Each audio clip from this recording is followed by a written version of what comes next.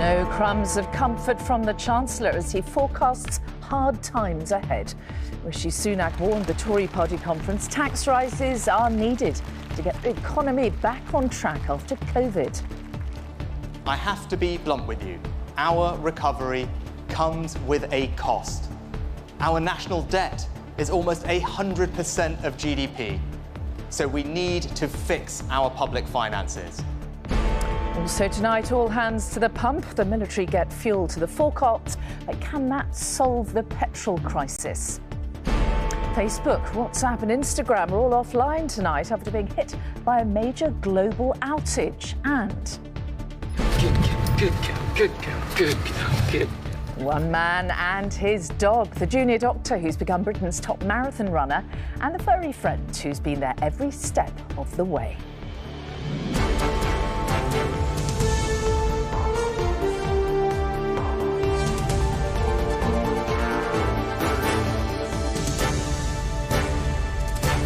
This is the ITV Evening News with Mary Nightingale. Good evening. The Chancellor warned today that there are tough times ahead, saying there would be no tax cuts until public finances are on a sustainable footing. Addressing delegates at the Conservative Party conference, Rishi Sunak also said it would be immoral for the government to borrow any more money. And he hinted that any further spending would have to be paid for by higher taxes. The only crumbs he offered were a few schemes to help young people and confirmation that £500 million will go towards helping the over 50s back into work. From Manchester, here's our Deputy Political Editor, Anushka Astana. Can we just measure that again? Let's see where we just need to check. Yes, that is what you're seeing. The Prime Minister and Chancellor literally levelling up. Are we level? No, there we go. There we go, green light. Good. Green light, terrific. Brilliant. We're levelling up. Shoehorning in the political slogan they hope will dominate Conservative conference in Manchester. That's good, because people love it. But as they showcase local investment in Northern Rail, they know the messaging comes at a precarious time for the British economy. Are you worried about the pain of higher prices, higher national insurance and lower universal credit? I think what you're seeing in the UK at the moment and over the last year or so, you've seen for the first time in more than a decade, you're seeing increases in wages, which is what we wanted to see. So if the PM was worrying, he didn't show it as he focused on his conference mantras. His team greeted the Tory faithful and he headed to watch the Chancellor. Is there going to be something to help ordinary working families with the cost of living this winter? Yes, a lot. If there was a lot in a speech that members were lining up to watch, it wasn't a lot more welfare.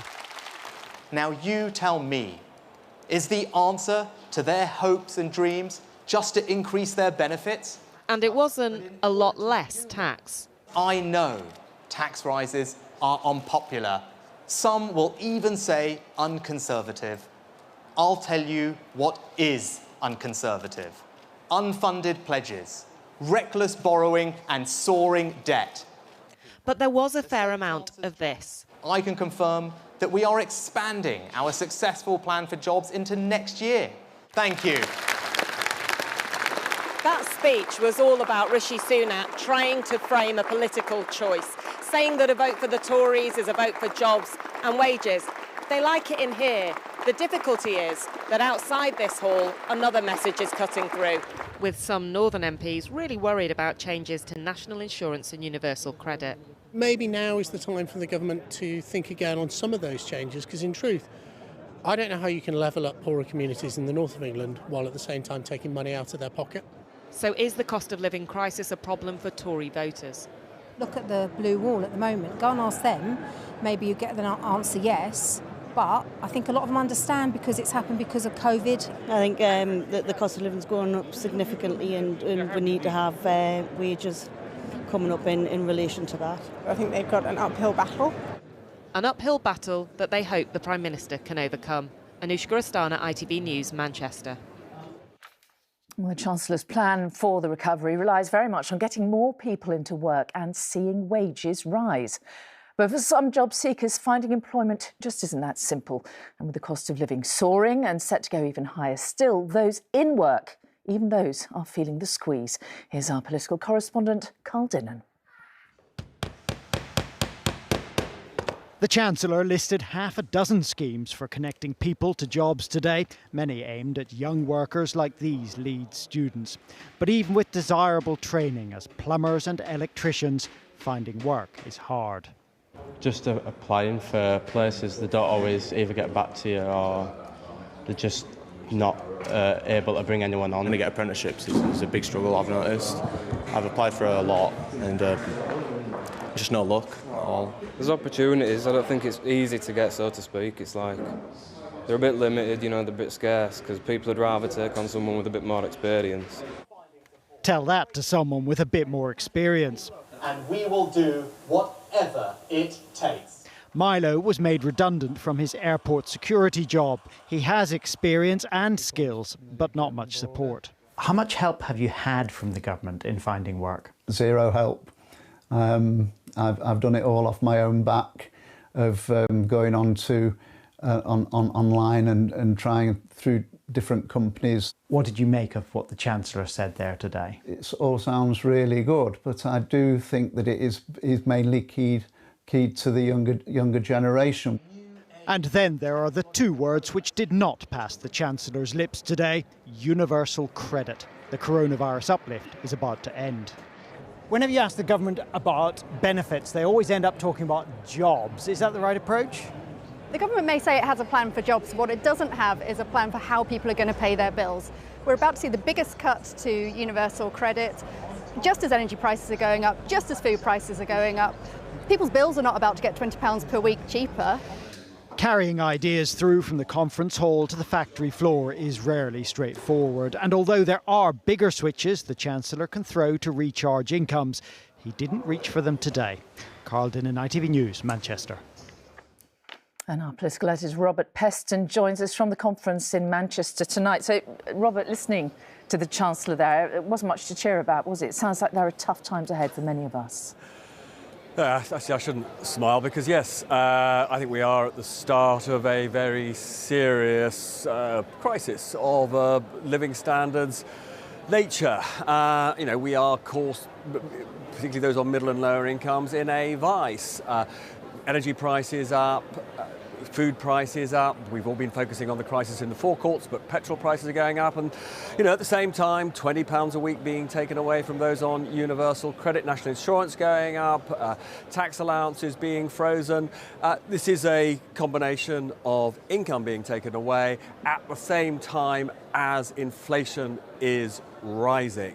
Now, Rishi Sunak actually offered nothing to address that in the short to medium term, and what I mean by that is over the next year. He does have a plan for longer than that. He's committing £500 million to helping people to get new skills, to get new jobs and to increase their earnings. But that will all take a year to 2 years to kick in. So in the meantime, it's all very painful. And in fact, he actually made the moral case, in his words, he used the words to do with morality, for not actually borrowing more to give money to people in those circumstances. So it felt almost like a return to the days of Margaret Thatcher, that he felt that he was being cruel to be kind for a long-term goal, but a lot of pain in the short term.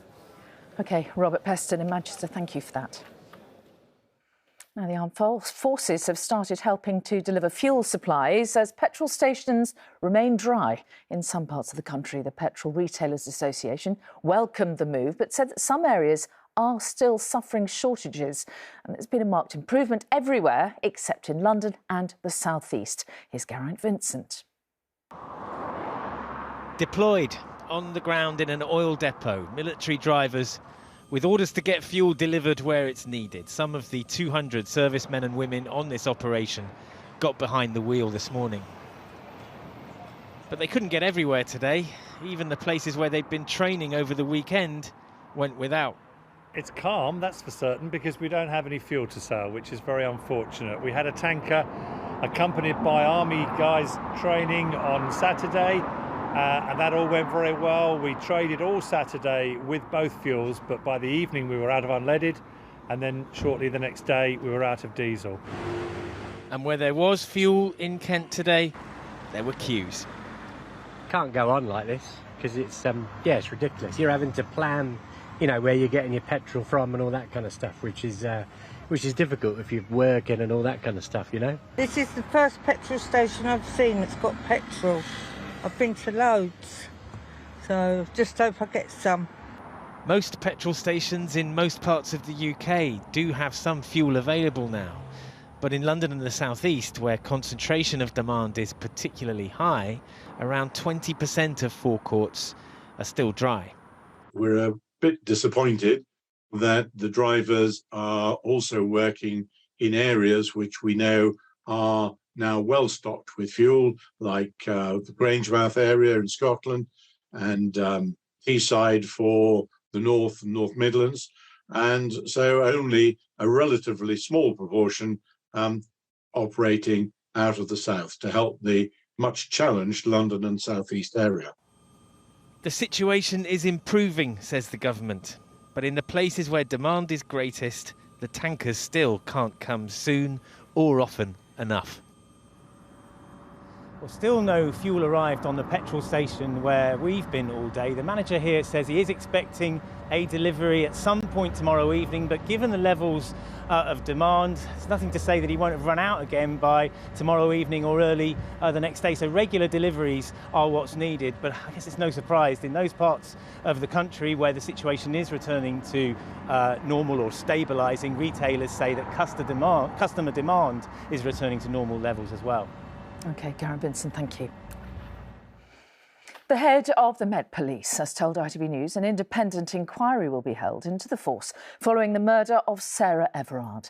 Dame Cressida Dick says she knows Sarah's brutal death at the hands of PC Wayne Couzens has badly dented public trust in policing. But the announcement she made falls short of what some campaigners have called for, which includes her resignation. Here's our political correspondent, Romney Weeks. She might be the first female commissioner of the Met Police, but in the wake of the Sarah Everard case, Cressida Dick knows that her force is under unprecedented pressure to examine its attitude towards women. In her first interviews since the guilty verdict, today she refused to resign, instead announcing an independent review. I will bring in a prominent, external, independent person to look at our standards, to look at our culture, to look at our training, our leadership, our processes and systems, to establish that we are consistently able to meet the standards that the public expect. Wayne Couzens was given a whole life sentence for the rape and murder of Sarah Everard last week. Since 2009, 15 serving or former police officers in the UK have been convicted of killing women. A recent investigation found that police forces in England, Scotland and Wales received nearly 800 allegations of sexual misconduct by police officers over 3 years. Today, the Prime Minister said there was a massive job to do to restore women's confidence in the police. What we need to do is do some things to make the streets safer, and we're investing massively in CCTV and street lighting and those sorts of things, but also make sure that we change the culture of policing. The police officers need to handle these cases properly, to take them seriously. Campaign groups welcome the review into the Met, but believe there must be national action too. We need to see a coordinated strategic approach to addressing violence against women and girls, both within the justice system and at a political level, which means making it a national priority. Any reviews also need to look into the work of the authorities that investigate police conduct matters and professional standards. Sarah Everard's murder unleashed a wave of grief and anger and a determination that things must change. The Met facing an independent review is part of that, but most acknowledge the problems run much wider than just the Met. Romilly Weeks, ITV News. A serving police officer accused of raping a woman he met on the dating app Tinder has been remanded in custody. PC David Carrick emphatically denies assaulting the woman after the pair went for a drink in St Albans. Westminster Magistrates Court heard Carrick is alleged to have taken the woman, who he met on the dating app in August last year, back to a hotel after visiting 2 pubs in the Hertfordshire town. And a nurse has denied murdering 8 babies and trying to kill 10 more. 31-year-old Lucy Letby pleaded not guilty to each of the charges. She is alleged to have murdered 5 boys and 3 girls while working on the neonatal unit of the Countess of Chester Hospital. The trial is set for October next year. Now, Facebook, Instagram and WhatsApp have all gone offline after being hit by a major network outage. 3 apps are owned by Facebook and they share the same infrastructure, and they completely stopped working at around 5 this evening. Our business editor Joel Hills is here. What's going on, Joel? This is intriguing, Mary. The outages aren't... they're very rare, but they do occasionally happen. The most serious one I think Facebook's had really was back in 2019 at a time when it had 2.3 billion monthly active users. Today, of course, it's got 2.9 billion monthly active users. Businesses rely to communicate on their communicate with their customers, and they're very widely used. Now, it's not clear what happened. Certainly, whatever did happen, it brought down, it would appear, the family of apps. Facebook tonight is saying we're aware that some people are having trouble accessing our apps and products. We're working to get things back to normal as quickly as possible, and we we apologise for any inconvenience caused. What's intriguing is the timing of this. Later on today, a whistleblower from Facebook is due to testify at a Senate hearing in the United States. There's a lot we don't know about this. Was it a cyber attack? How widespread is it? What's the nature? Has there been any leaks? We just don't know. Facebook, obviously, getting into this as quickly as it can. It looks serious at this stage. Yeah, it's really interesting. Joel, thank you very much for that. Still to come, the ITV Evening News, why Uefa has lost one of the key pillars of its fight against racism at football. Plus, a man's best training partner, the dog, who helped a junior doctor to a remarkable marathon run. Well, before all that, there were really angry scenes during this morning's rush hour when protesters once again targeted main road routes in and around London. Campaigners from the Insulate Britain group blocked an entrance to the Blackwall Tunnel in South London and Wandsworth Bridge, which crosses the River Thames. And as Martha Fairley reports, they came face to face with frustrated motorists. On 4 main routes into London this morning, Insulate Britain protesters once again stopped the traffic. They claim their tactics are working. Road users are unimpressed. This woman telling them they were selfish as she tried to get to her mother in hospital. She's in the ambulance. She's going to the hospital in Canterbury. Do you think I'm stupid? She's in Canterbury. I need to go to the hospital. Get out of the way. At one location where an ambulance was trying to get through, tempers were lost. Hey guys, out the road. As furious drivers and even the ambulance crew dragged protesters off the road. But Insulate Britain say they won't stop this kind of disruption until the government pledges to insulate all of Britain's homes by 2030, no matter what the public think. People are just fed up with what you're doing, aren't they? Yeah, they are, yeah. And this is about getting a meaningful statement from the government that we can trust, and if they gave that statement, we'd be off the roads immediately. This is about what's morally right and morally wrong. And is it morally right to be stopping ambulances, stopping people getting to hospitals? Well, we're talking about the death and destruction of millions of people and the destruction of our society. Are you saying that those people's lives don't matter because you're talking about other lives in the future? No, I'm saying that the collapse of our health service is also relevant in this discussion, isn't it? To insulation? In terms of the climate crisis. 38 people were arrested on this 11th day of action, but so far the protests have only led to a fresh government injunction at the weekend, banning Insulate Britain from blocking roads in and around London. Martha Fairley, ITV News. ITV News has learned the European football's governing body, Uefa, has lost a key weapon in its fight against racist fans. Now, trained undercover spotters are used at high-risk matches to help identify racism and to help punish those racist fans. But we've learned that there hasn't been a single spotter at any of the 80 high-risk games this season. And our correspondent Rachel Younger is here. And it's a pretty extraordinary admission, isn't it, from Uefa? Yeah, the timing in particular, isn't it? Because I think the issue of racism has never been higher on football's agenda. You only need to cast your mind back to the Euros and think of those scenes of the England team being booed when they took to the knee, or indeed 3 of the players being subjected to the most horrendous online abuse after missing penalties. And you would think UEFA would be doubling down, but instead they failed to renew the contract with the FAIR network, which has been operating since 2013 and recruits and trains up spotters to identify and report racism. And you only need to think about last week's game between Rangers and Sparta in Prague to see why that matters. Now, you might remember there were only school children in that crowd after a previous incident of racism there.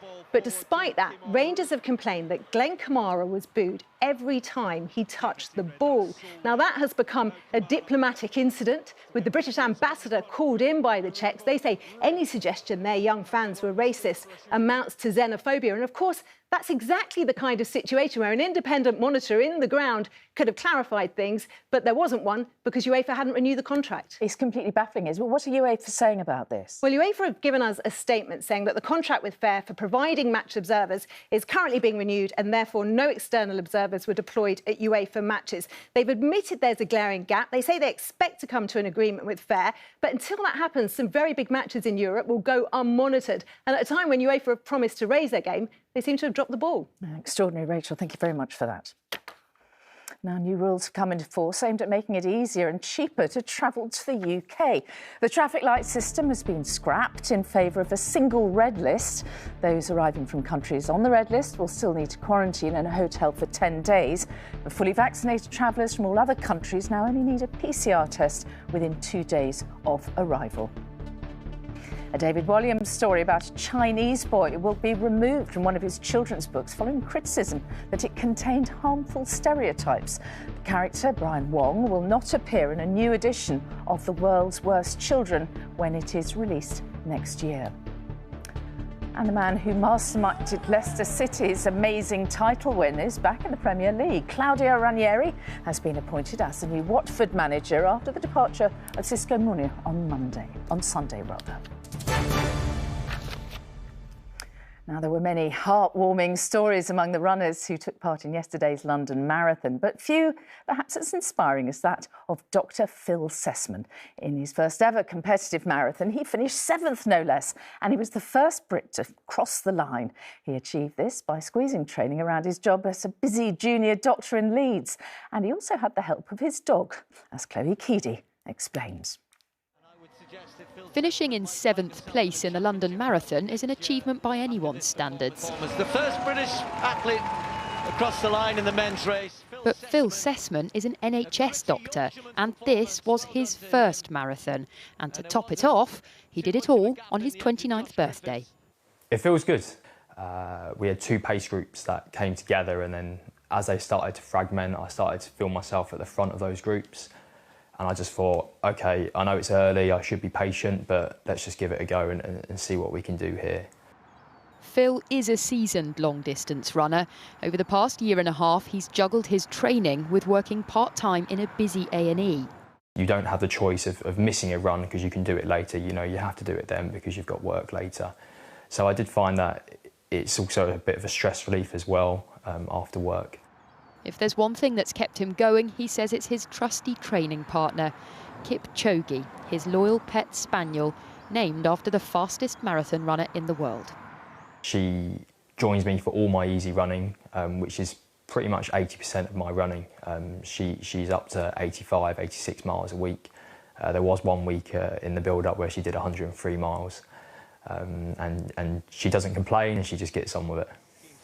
Phil says he was also spurred on by the crowds, back for the first time since 2019. His time of 2 hours, 12 minutes and 58 seconds is quick enough to qualify him for the Commonwealth Games and European Championships next year. But for now, he and Kipchoge have some celebrating to do. And how do they plan to do that? By going for a jog. Chloe Keedy, ITV News. And finally, from marathon achievements here on Earth to inspiring the next generation of astronomical achievers. The European Space Agency has sent a one-of-a-kind Barbie on a zero-gravity flight to demonstrate what it's like to be a female astronaut. The toy is modelled on Samantha Cristoforetti, who next year will become the first European to command the International Space Station. Barbie's makers hope the stunt will encourage girls to consider careers in space and engineering. Too late for me, perhaps, and that's it for now. Raggie's here at 10 past 10 from me and all the team. Bye-bye.